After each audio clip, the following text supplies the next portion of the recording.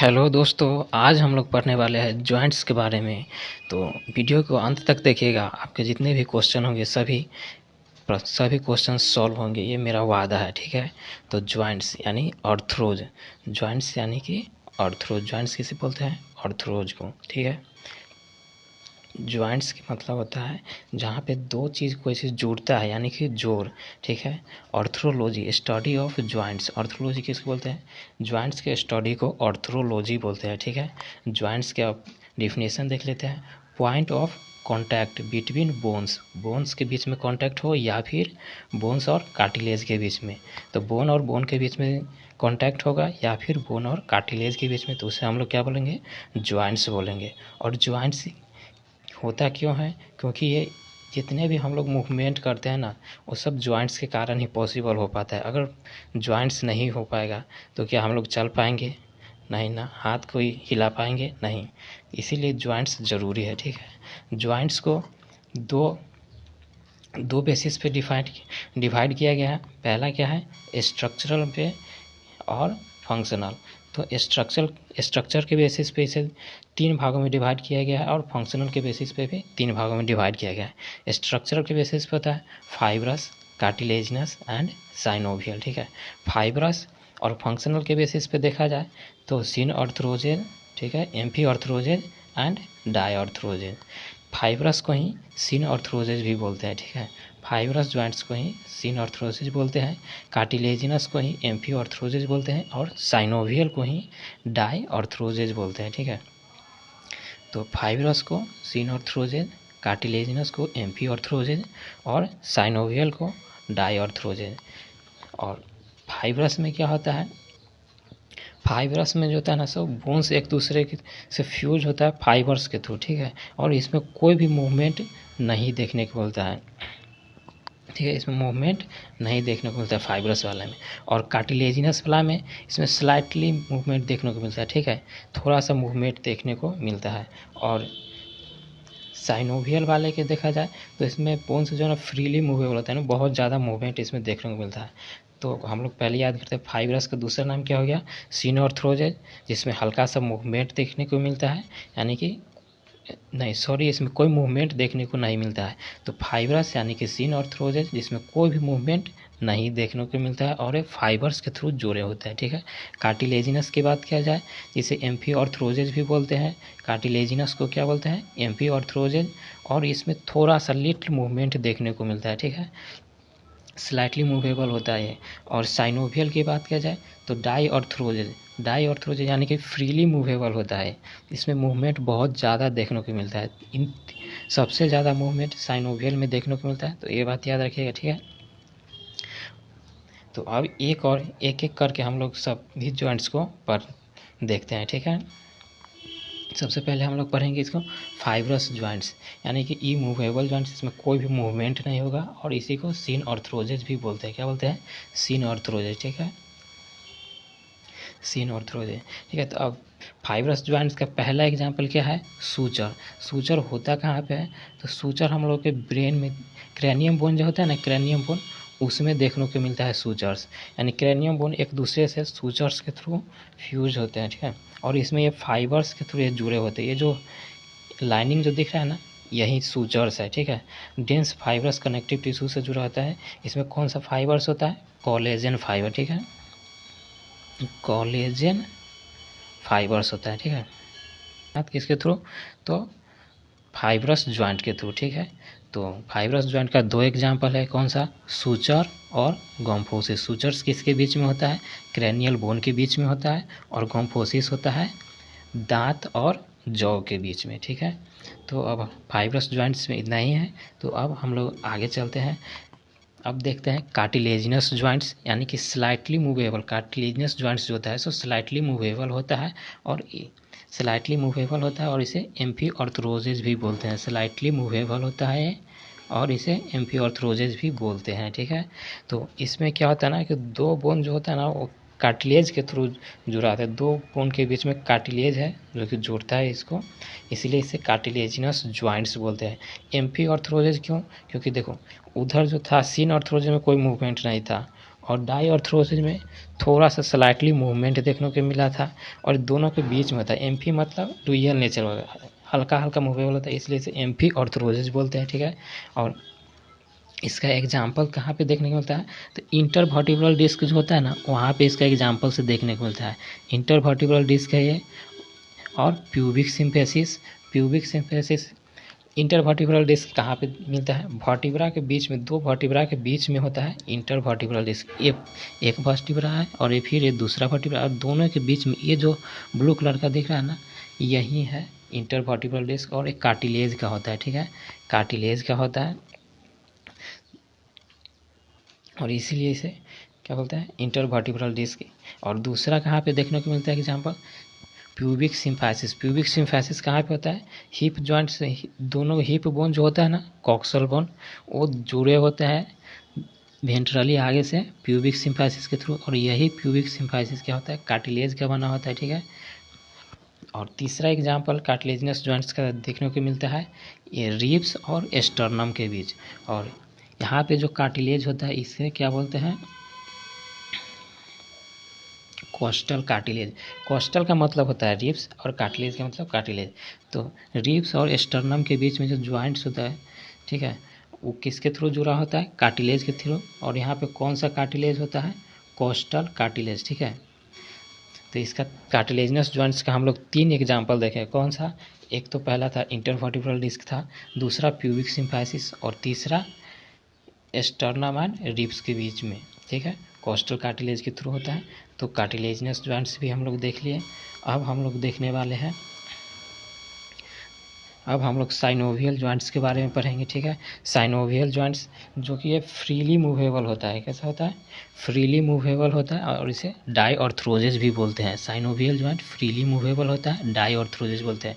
तो नाम जरूर याद रखिए, सबका तीनों नाम याद रखना है, ठीक है। और ये जो होता है ना, इसी के कारण हम लोग चल पाते हैं, ठीक है। और मेनी अदर से लोकोमोशंस में और मेनी अदर मूवमेंट में ये हेल्प करता है, ठीक है।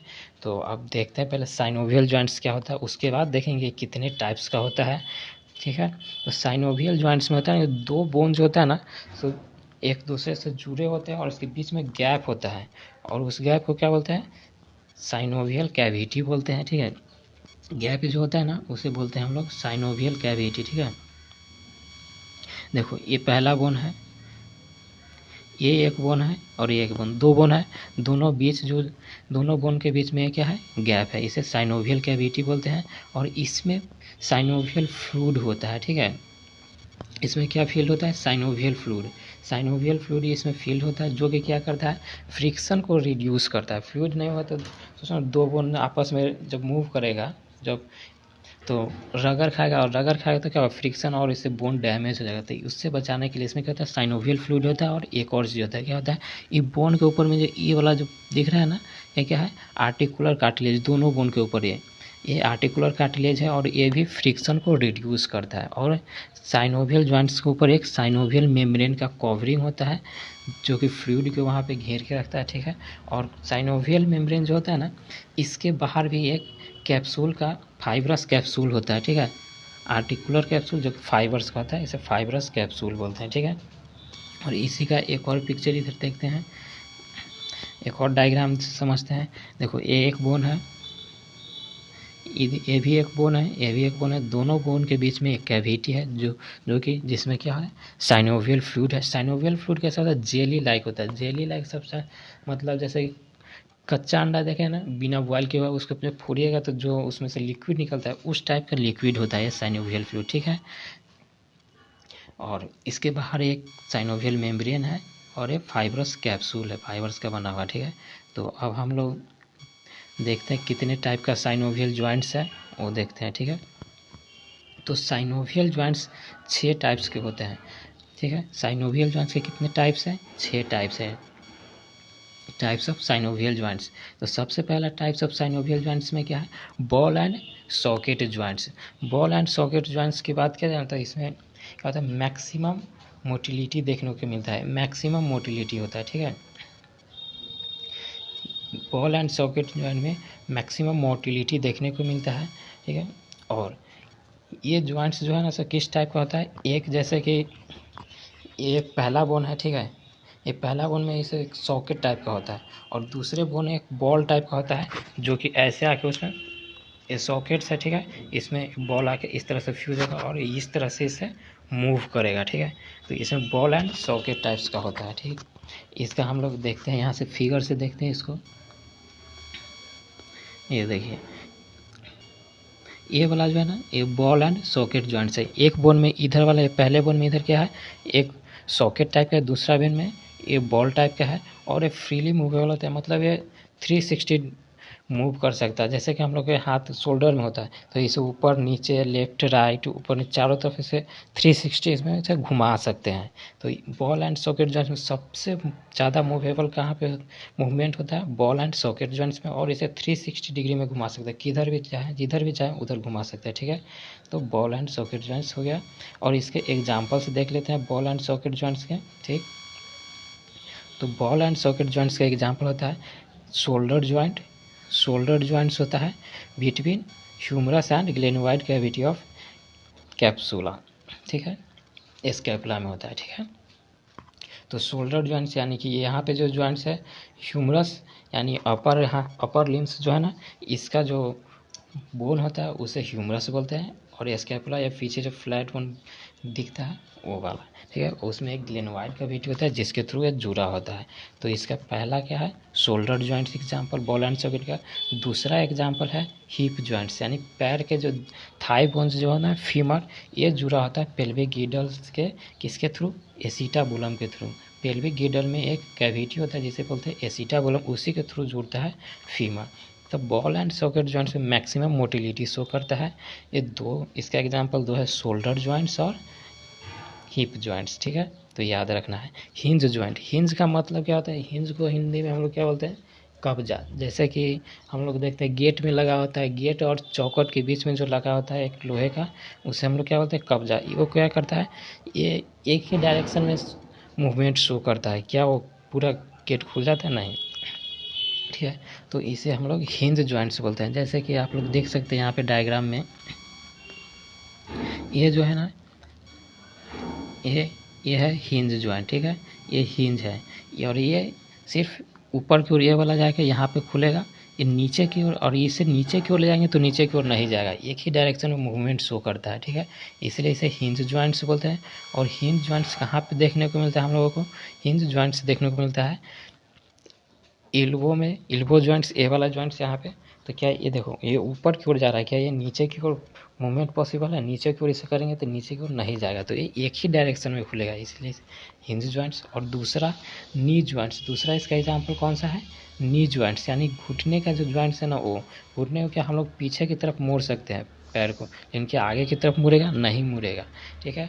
और इसका तीसरा एग्जांपल क्या है इंटरफैलेंजियल जॉइंट्स यानी कि ये उंगली है ना उंगली का ये यहाँ वाला जॉइंट्स नहीं, ये ऊपर वाला ये ऊपर वाला सिर्फ आगे की ओर मुड़ेगा, क्या ये पीछे की ओर पॉसिबल है यहाँ से मुड़ना नहीं। तो ये और ये यहाँ और यहाँ ये दो जॉइंट्स जो है ना ये क्या है फैलेंजियल जॉइंट्स है। ये किसका एग्जाम्पल है हिंज जॉइंट्स का, ठीक है।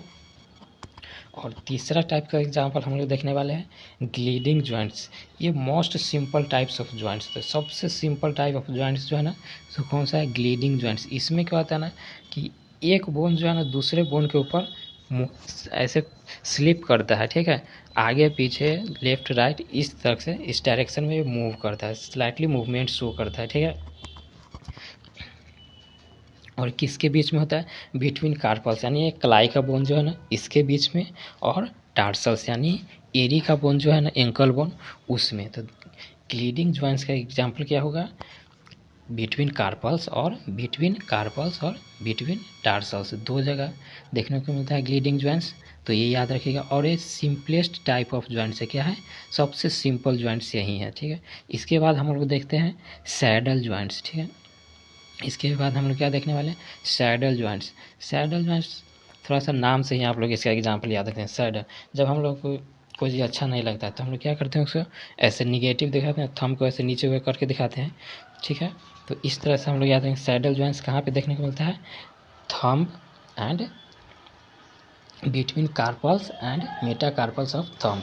कार्पल्स ये हो गया क्लाई बोन, और मेटाकार्पल्स ये वाला बोन, यहाँ से यहाँ का जो बोन जो है ना, इसे मेटाकार्पल से थंब का जो है ना मेटाकार्पल है। तो इसके बीच में कौन सा ज्वाइंट होता है? Saddle joints. तो ऐसे ऐसे याद रखेंगे, इससे सैडल ज्वाइंट्स। ठीक है, तो अब लोग हम अब फिगर में देख लेते हैं सैडल ज्वाइंट्स किधर पे है। तो ये है सैडल ज्वाइंट्स। ठीक है,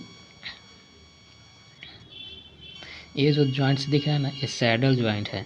और सैडल किस लिए बोला जाता है? क्योंकि यहाँ पे देखो एक बोन जो है ना, ये वाला बोन जो है ना, सो कुछ इस शेप का है, इस शेप का। दूसरा बोन जो है ना, सो कुछ इस शेप का है, ऐसे, जो कि आके इसमें फ्यूज होता है। सैडल घोड़े के ऊपर जो बैठने वाला होता है ना, वो भी कुछ ऐसे यू शेप का होता है, और ऊपर से आदमी जो बैठता है दोनों तरफ टांग करके इस तरह से बैठता है ना, तो वहाँ पे जो शेप फॉर्म होता है उसी टाइप का यहाँ पर भी शेप फॉर्म होता है, और इसीलिए इसे सैडल जॉइंट्स भी बोलते हैं। ठीक है, तो अब हम लोग देखने वाले हैं कौन सा, अब हम लोग देखने वाले हैं पांचवा टाइप का जॉइंट्स, और वो कौन सा जॉइंट्स है? ठीक, इलिप्सॉइड जॉइंट और कॉन्टिलॉइड जॉइंट्स और एंगुलर जॉइंट्स। इसे क्या बोलते हैं? इलिप्सॉइड जॉइंट है, कॉन्टिलॉइड जॉइंट्स और एंगुलर जॉइंट्स। ठीक है, तो ये जॉइंट्स जो है ना, ये बॉल एंड सॉकेट जॉइंट्स का समझ लो छोटका भाई है। ठीक, जैसे कि बॉल एंड सॉकेट जॉइंट्स में 360 डिग्री में बहुत सारा मूवमेंट शो करता है, लेकिन ये उससे थोड़ा कम मूवमेंट शो करता है इलिप्सॉइड जॉइंट्स में। और ये किसके बीच में होता है? ये बिटवीन रेडियस एंड कार्पल्स के बीच में होता है। किसके बीच में होता है? रेडियस एंड कार्पल्स के बीच में देखने को मिलता है। और between phalanges and metacarpals, between occipital condyle and atlas. Atlas यानी कि C1, फर्स्ट सर्विकल वर्टिब्रा। ठीक है, first cervical vertebra. Radius and carpals, यहाँ पे रेडियस थंब के साइड में जो बोन होता है ना, इस साइड, ये थंब के साइड में ये, तो इसे बोलते हैं क्या? रेडियस। और कार्पल्स यानी कलाई के बोन, इसके बीच में जो होता है ना, ये वाला बोन, जैसे देखो ये हाथ मूव कर रहा है ना, तो किस जॉइंट्स के कारण मूव कर रहा है? तो कॉन्डिलॉइड जॉइंट्स यानी कि इलिप्सॉइड जॉइंट्स और एंगुलर जॉइंट्स। ठीक है, और फैलेंजेज एंड मेटाकार्पल्स के बीच में होता है। फैलेंजेज की बात की जाए तो ये वाला बोन्स जो है ना, ये सब फैलेंजेज है, और मेटाकार्पल्स ये इसके बीच में जो बोन है, देखो एक कैसे इधर भी मूव करते हैं, लेफ्ट राइट आगे पीछे, तो और ये पूरा ऐसे 360 में इसे पूरा मूव नहीं कर पा रहा है, इसलिए इसे बॉल एंड सॉकेट जॉइंट्स का उसका ही छोटा भाई माना जाता है। ठीक है, और between occipital condyles and Atlas के बीच में होता है। ऑसिपिटल कॉन्डाइल जो ये पीछे की ओर जो क्रैनियम बोन है ना, पीछे वाला, और C1 फर्स्ट सर्विकल वर्टिब्रा, उसके बीच में जो जॉइंट्स होता है वो भी कैसा होता है? कॉन्टिलॉइड जॉइंट्स ही होता है। अब देखने वाले हैं कॉन्टिलॉइड जॉइंट्स को फिगर से देखते हैं। ठीक है, तो ये रहा कॉन्डिलॉइड जॉइंट्स। ठीक, ये देखो ये रहा कॉन्डिलॉइड जॉइंट्स। तो बॉल एंड सॉकेट जॉइंट्स में क्या था? एक बोन जो था वो दूसरे बोन में फ्यूज्ड था। दूसरे बोन में कैसे? एक सॉकेट था और दूसरा बॉल टाइप के, उसमें जाके अंदर में घुस के मूव कर रहा था। इसमें एक में हल्का सा एकदम, ये ऊपर वाला जो बोन दिख रहा है उसमें हल्का सा डिप्रेशन है, और इसमें थोड़ा सा उठा हुआ है जो कि उस डिप्रेशन में फंसा हुआ है। ठीक है, तो इस टाइप से कॉन्डिलॉइड जॉइंट्स हम लोग देख लिए हैं। अब देखने वाले हैं लास्ट टाइप ऑफ जॉइंट्स, जिसे हम लोग बोलते हैं पिवोट जॉइंट्स। एक किसके बीच में देखने को मिलता है? एटलस एंड एक्सिस के बीच में। एटलस यानी कि C1 एंड एक्सिस यानी कि C2। फर्स्ट सर्विकल वर्टिब्रा होगा C1, और C2 सेकेंड सर्विकल वर्टिब्रा। और दूसरा एग्जाम्पल इसका क्या है? Radius and ulna. ये इल्बो जो है ना, इसके नीचे ये थंब के साइड वाला जो होता है उसे रेडियस बोलते हैं, और इधर वाला इसे अल्ना बोलते हैं। और इन दोनों के बीच में जॉइंट्स जो होता है वो कैसा होता है? पिवोट टाइप ऑफ जॉइंट्स होता है। ठीक है, तो रेडियस और अल्ना में क्या है? Pivot types. तो पिवोट जॉइंट्स का दो एग्जाम्पल हुआ, एटलस एंड एक्सिस यानी कि C1 एंड C2 के बीच में, और रेडियस एंड अल्ना के बीच में। ठीक है, तो इस तरह से अभी इसका फिगर से भी हम लोग देख लेते हैं। ठीक है, तो पिवोट जॉइंट्स, ये देखो पिवोट जॉइंट्स में क्या होता है ना, कि एक बोन जो है ना, ये वाला एक बोन के पास कुछ, मान लो कि ये बोन्स, ये पहला बोन है इसके, ठीक है, ये एक बोन है, इसके पास एक कैविटी है, ये वाला, ये जो बीच में दिख रहा है ना, एक कैविटी है। और दूसरा बोन कैसा है? इस टाइप से है, और इसमें एक इस तरह से उठा हुआ है, और ये बोन आके इसमें फंस जाएगा। ठीक है, तो वो इस टाइप का मूवमेंट वहाँ पे देखने को मिला। एक फर्स्ट बोन है और ये सेकेंड बोन पेन के साथ मान लो, और इस तरह से जाके इसे ऐसे ऐसे मूव करेगा। तो हम लोग जो जब कोई कुछ बोलता है और ऐसे न का जब अधिक मूवमेंट करते हैं ना, गर्दन का इस तरह से घूमता है, ये किसके कारण हो पाता है? तो ये पिवोट जॉइंट्स के कारण ही पॉसिबल हो पाता है। ठीक है, तो इस तरह से हम लोग पूरे जॉइंट्स पढ़ लिए हैं। तो अगले लेक्चर में हम लोग इसका जो भी आती है डिजीज़ है उसके बारे में पढ़ेंगे। और वीडियो अच्छा लगा हो तो लाइक शेयर सब्सक्राइब जरूर करना। Thank you.